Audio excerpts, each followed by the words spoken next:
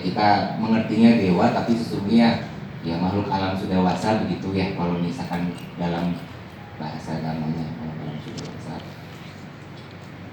yang dulunya merupakan sahagamika dari Bante Kumarakasapa ketika di kehidupan lampaunya menghampiri Bante Kumarakasapa, memberikan sebuah teka-teki yang cukup menarik sekali dan cukup panjang teka-teki ini, karena ada 10 poin di dalam teka-teki ini. Teka-tekinya kurang lebih seperti ini. Biku-biku, ada rumah rayap atau sarang rayap berasap di malam hari, membara di siang hari. Seorang Brahmana itu mengatakan, wahai Sumedha, ambil pedang, galilah.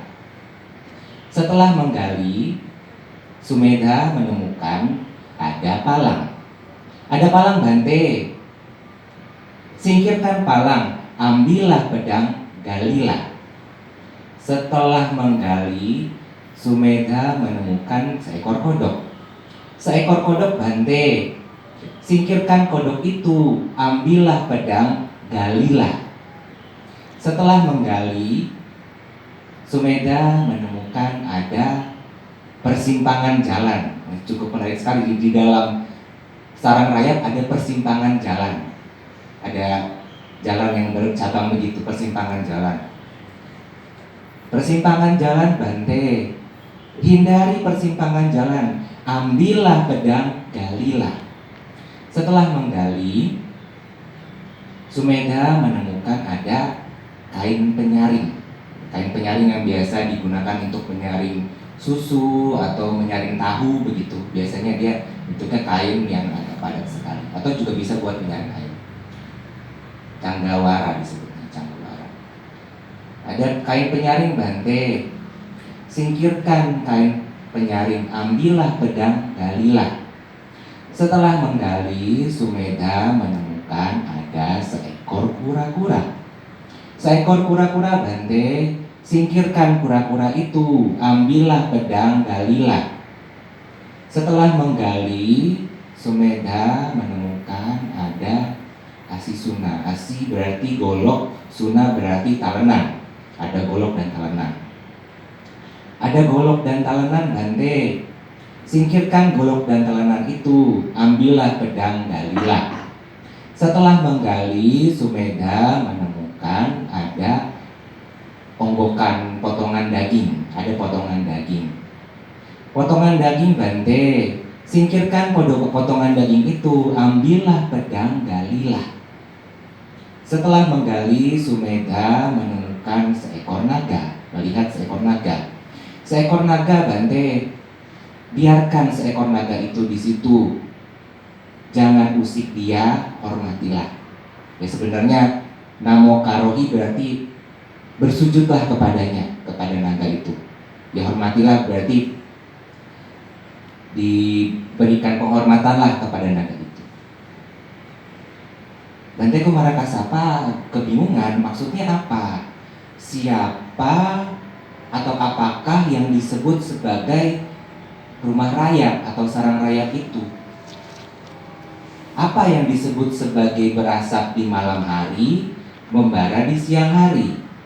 Siapakah Brahmana itu? Siapakah Sumedha? Apakah pedang? Apakah galilah? Yang menggali dengan pedang itu bagaimana maksudnya? Apakah yang disebut sebagai pedang ini? Ambillah pedang itu apa? Dan gali itu maksudnya apa yang digali?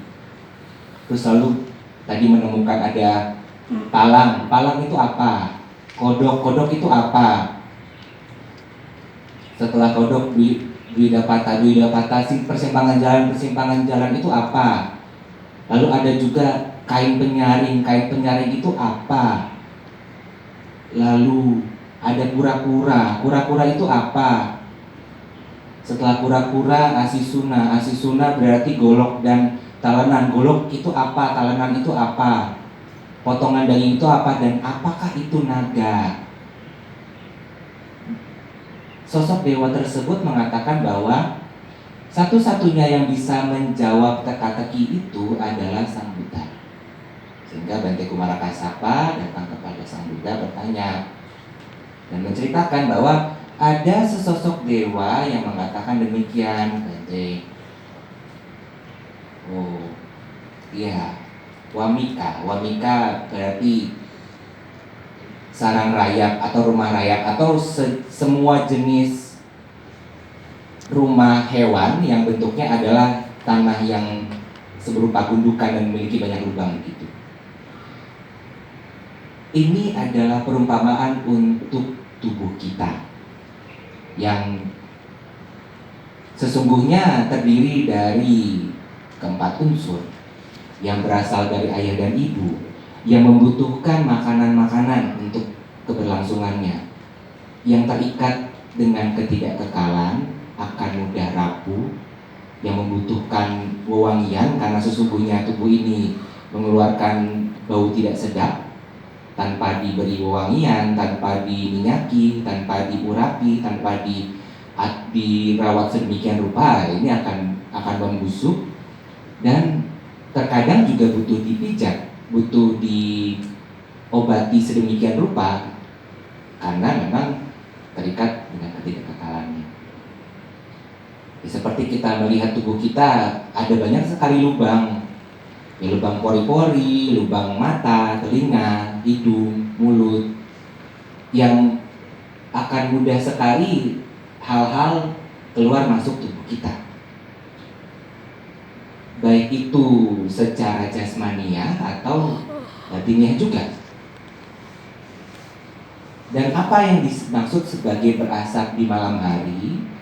Ketika malam kita terbiasa untuk mengatur atau untuk berpikir bahwa oh, esok saya harus demikian, esok saya harus melakukan ini, esok saya akan pergi ke sini, akan mengatakan ini. Kita membuat rencana sedemikian rupa, akan berpikir, merenungkan. Itulah yang disebut sebagai berasap di malam hari. Ya, terkadang sampai terbawa mimpi. Di mimpi itu sesungguhnya kan memang salah satu wujud dari pemikiran kita. Ketika pemikiran kita banyak sedemikian diwarnai oleh sedemikian banyak hal, dan karena masih adanya nandiraga, masih adanya menginginkan, masih adanya menggandrungi, sampai muncul ke dalam visual ketika kita tertidur, itu salah satu munculnya mimpi. Itu yang tak lepas dari witaka dan bicara, pemikiran kita berasap di malam hari. Dan membara di siang hari adalah hal-hal yang kita pikirkan di malam hari itu kita ucapkan, kita lakukan, kita buat, kita laksanakan sehingga membara seperti api yang menyala begitu. Dan lalu ketika malam berasap lagi, ketika siang menyala lagi, malam berasap. Itu yang disebut sebagai rumah atau sarang rayap yang berasap di malam hari, membara di siang hari. Lalu siapakah Brahmana itu? Brahmana itu adalah Tathagata, Sang Buddha. Sang Buddha yang memberikan instruksi untuk kita.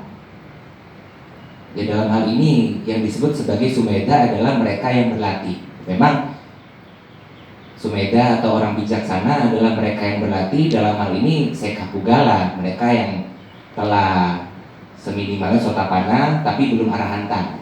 Sotapanna atau Sakadagami, Anagami tapi belum Arahanta. Dan Sang Buddha akan memberikan pengarahan kepada Sekapugala untuk mengambil kebijaksanaan. Pedang di sini adalah kebijaksanaan. Kebijaksanaan yakni terkait dengan pengetahuan tentang 4 kebenaran mulia. Dan galilah di sini adalah wirya atau samapadhana atau samawayama atau atapi, apapun disebutnya adalah semangat untuk memunculkan nilai-nilai luhur, hal-hal yang cekatan di dalam diri, dan semangat juga untuk menghilangkan hal-hal yang tidak cekatan, hal-hal yang mengotori, hal-hal yang menodai. Jadi Ambillah pedang berarti adalah kedepankan kebijaksanaan, dan galilah berarti semangatlah dalam mengedepankan kebijaksanaan.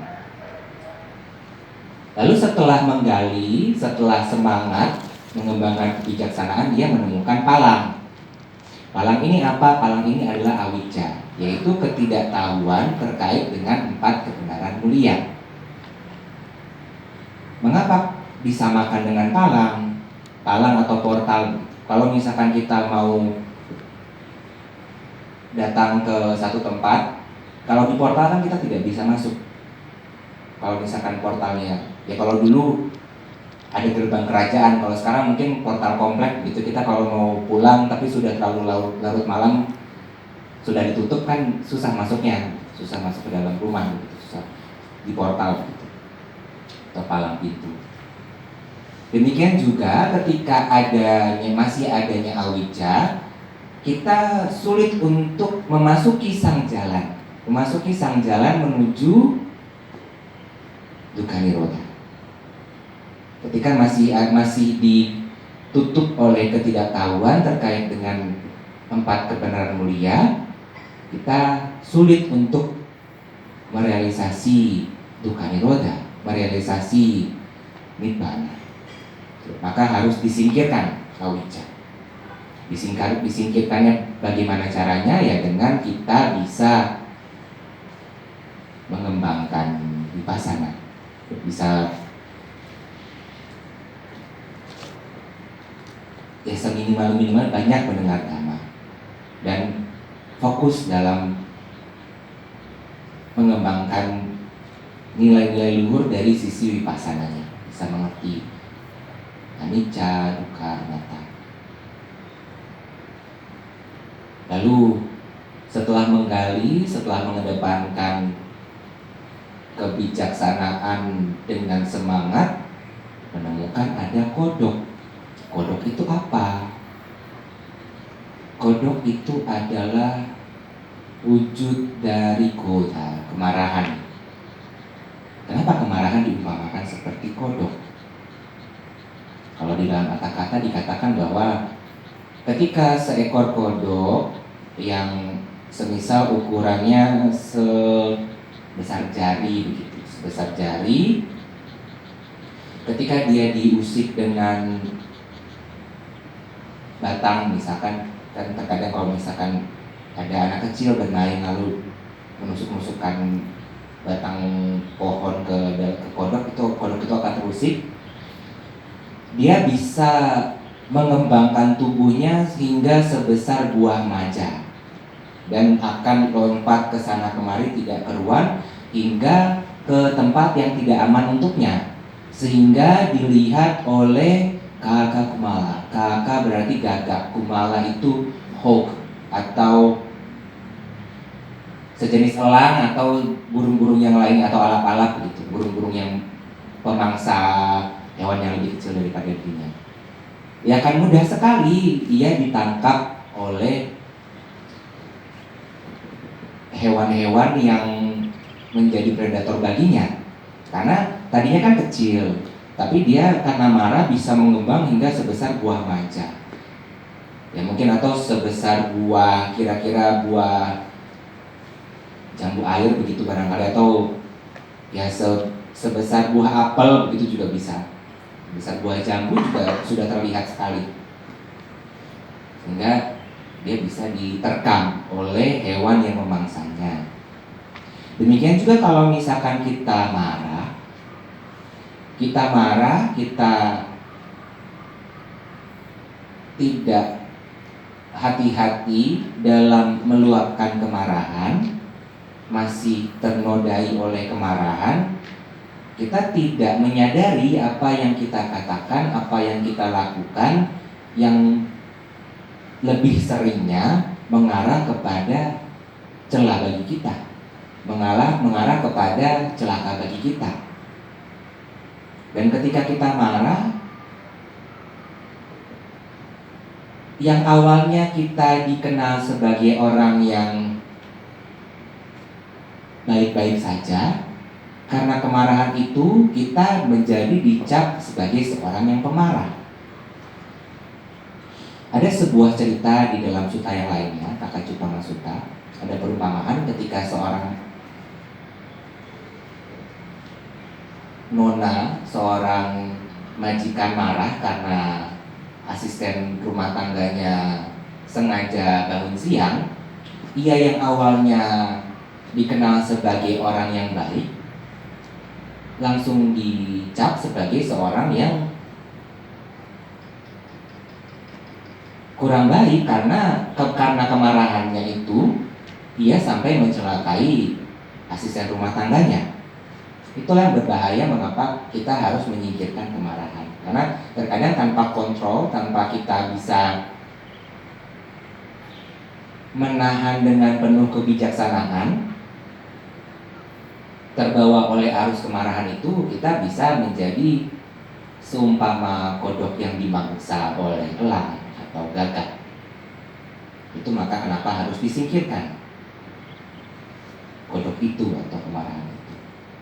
Lalu setelah disingkirkan, digali lagi, ditemukan adanya persimpangan jalan. Ya, ada yang menerjemahkan sebagai garpu, tapi ya kata harfiahnya Dwida Patha, artinya persimpangan jalan. Memang agak absurd juga di dalam rumah rayap tiba-tiba ada persimpangan jalan, itu bagaimana? Tapi kan ini adalah sebuah teka-teki ya. Terkadang kan memang sesuatu yang di luar kebiasaan itu bisa lebih mudah diingat. Nah, yang disebut sebagai persimpangan jalan ini adalah wicikica, keraguan-raguan. Ragu-ragu terhadap apa? Ragu-ragu terhadap 8 hal.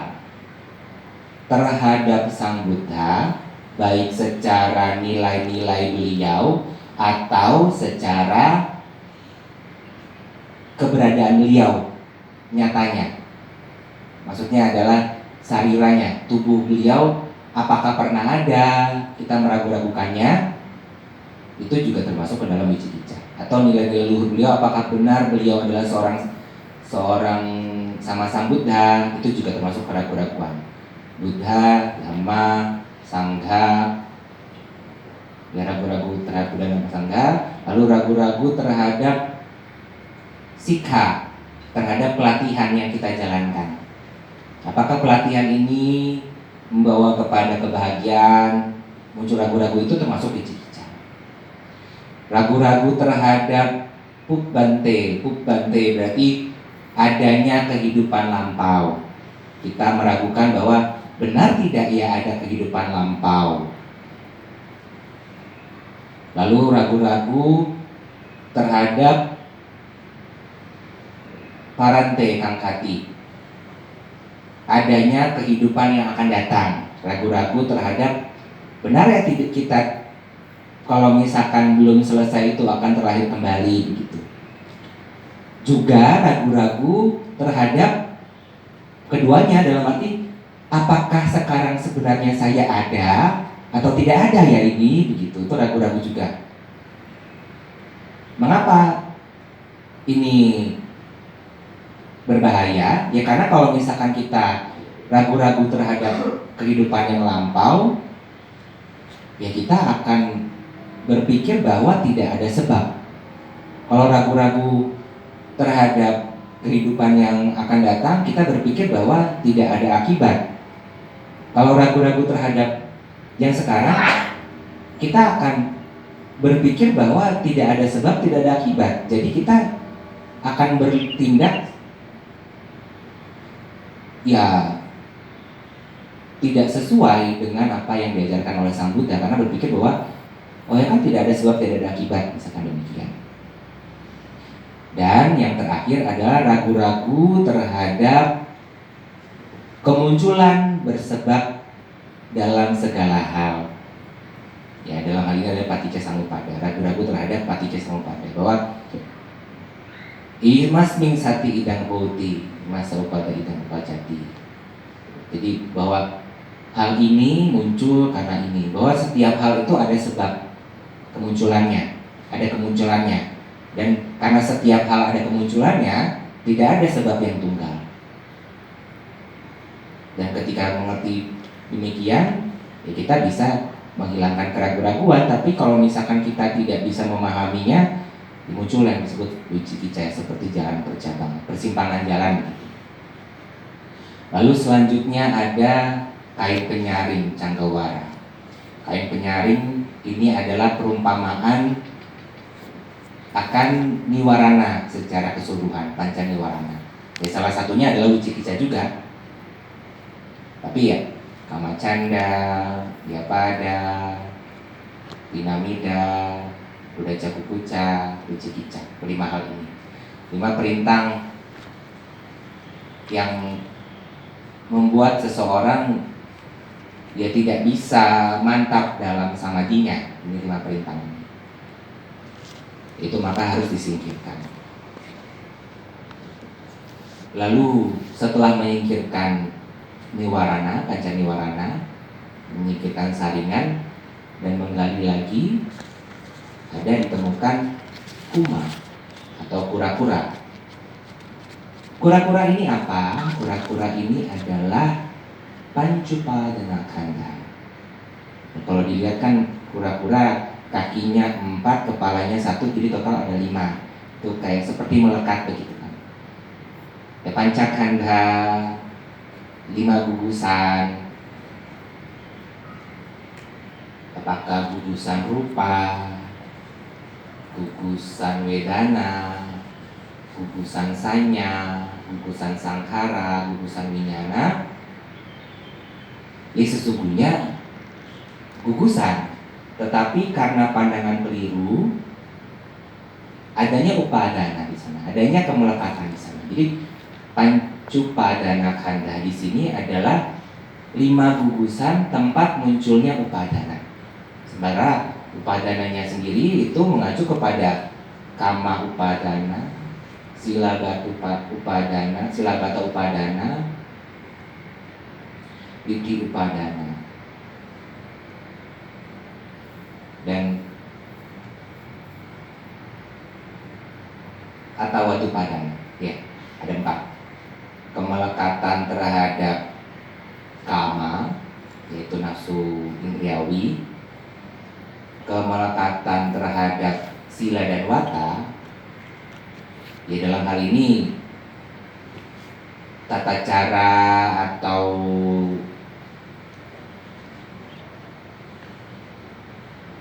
upacara, ya sesungguhnya adalah sesuatu hal yang bisa juga memunculkan nilai luhur, tetapi ketika digenggam secara keliru, ketika dipahami secara keliru, itu bisa menjadi kemelekatan juga. Dalam arti tidak sesuai porsinya begitu. Melihat bahwa dengan menggunakan laju seperti ini saya akan bagaimana begitu. Ya kalau dalam psikologi itu disebut sebagai waham. Atau misalkan dengan menjalankan hidup seperti seekor anjing, saya akan bagaimana begitu. Itu adalah penggenggaman secara keliru. Yes. Silabata upadana dan wiki upadana ini adalah yang mengacu kepada kemelekatan pandangan-pandangan. Pandangan-pandangan ya perinciannya adalah 62 pandangan yang dijelaskan di Brahmajala Sutta. Dan atawadu padana melekat pada pandangan, melekat pada konsep adanya diri. Dan 4 itu muncul di pancakanda ini, atau bersebab dari pancakanda ini. Ya setelah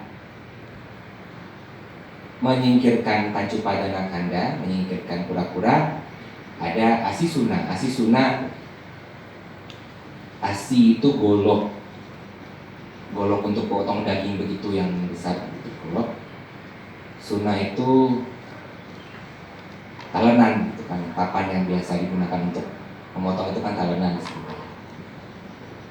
Apakah ini adalah pancakama guna? Pancakama guna berarti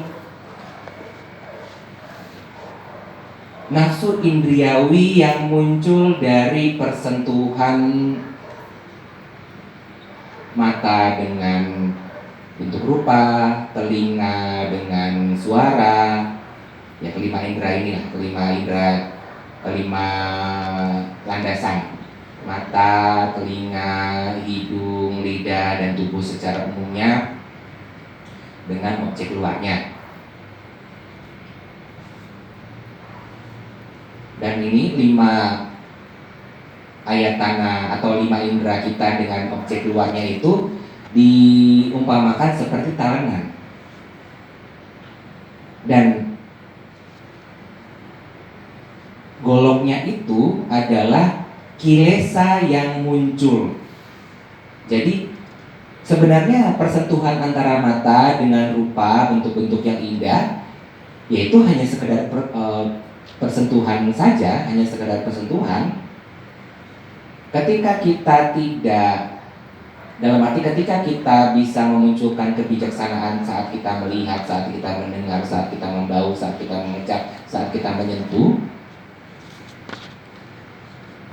tidak akan jadi adanya kamaguna, tidak akan muncul kilesa. Tetapi ketika kita mengertinya keliru, yang mengerti keliru di sini bukan hanya yang kita sadari, yang terkadang kita lepas dari, ya sebutlah bahasa umumnya lepas dari kendali kita, ya karena memang kita belum terlatih, karena memang kita belum arahanta, karena persentuhan melihat yang indah kita menggemari. Nah, kegemaran yang muncul itulah yang menghantam, yang seperti membuat suara yang keras, yang menghantam watu, sehingga yang menghantam landasan ini, landasan melihat ataukah yang dilihat, sehingga kita menginginkan mencengkram sedemikian rupa.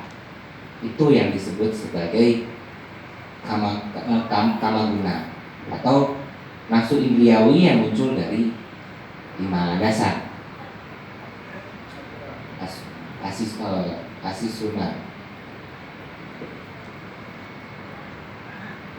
Lalu yang selanjutnya setelah disingkirkan pancakamaguna itu, lalu bisa ditemukan mangsa pesi potongan daging. Potongan daging di sini adalah yang lebih halus dari sekadar kamaguna, yaitu nandiraga. Sesuatu yang sedemikian halusnya.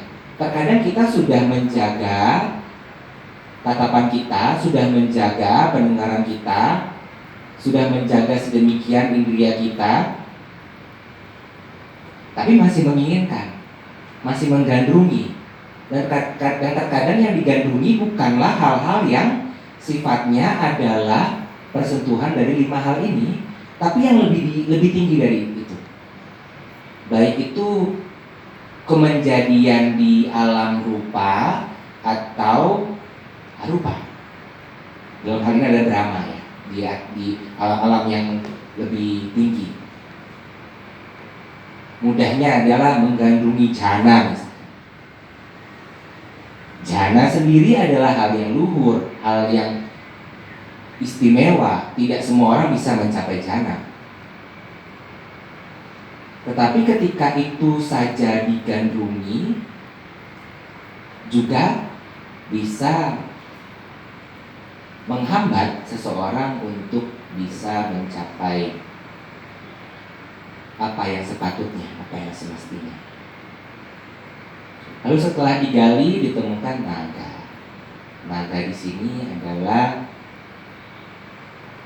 mereka yang disebut sebagai arahanta. Arahanta, siapapun arahanta diumpamakan seperti naga, orang yang bijaksana. Dan yang perlu dihormati adalah bagaimana kita bisa menjadikan mereka sebagai pedoman kita, agar kita juga bisa mencapai apa yang mereka capai, agar kita bisa sepenuhnya selesai seperti mereka sepenuhnya selesai. Jadi bukan sekadar wujud fisik kita melakukan persujudan, tetapi dengan melakukan persujudan itu kita bisa menyerahkan diri sepenuhnya untuk berlatih hingga sepenuhnya selesai. Itulah jawaban dari teka-teki yang diberikan oleh sesosok dewa yang merupakan anagami yang menghampiri Bante Kumara Kasapa memberikan teka-teki tersebut di Andawana. Memang ini diberikan kepada Bante Kumara Kasapa karena Bante Kumara Kasapa saat itu disebutkan sedang mengembangkan Sekapatipada. Tidak dijelaskan apakah beliau Sotapana, Sakadagami atau Anagami, tetapi disebutkan hanya sekadar masih Seka, belum Arahanta. Dan teka-teki ini digunakan oleh beliau sebagai objek meditasi, sebagai bahan untuk mengembangkan nilai-nilai luhur. Dan beliau mencapai tingkat kesucian Arahanta. Dan dari sinilah kita bisa mengetahui bahwa ketika kita mengembangkan batin, yang sesungguhnya harus terus berupaya memunculkan nilai-nilai luhur. Dalam arti ketika kita mengamati napas masuk, napas keluar, yang diperhatikan, yang diselidiki bukan napas masuk, napas keluarnya, tapi napas masuk, napas keluar itu dijadikan suatu perihal yang dilihat dari sisi anatanya, dari sisi anicanya, dari sisi dukkanya, yang menjadi ciri bahwa napas yang merupakan pembentuk tubuh adalah anatta, tubuh ini juga anatta. Itu yang diselidiki dari ya seminimal-minimalnya ketika kita misalkan memang melakukan anapanasati atau juga yang lainnya. Bahkan juga satu sutta ini yang disebut sebagai Wamika Sutta juga bisa digunakan sebagai bahan untuk mengembangkan batin, kamathan. Dan buktinya Bante Kumara Kasapa juga bisa mencapai arahanta dengan menggunakan ini. Jadi banyak cara sekali, hanya semua harus tetap sesuai dalam koridor jalan mulia Brusukita. Nah, dengan dan mengetahui demikian bahwa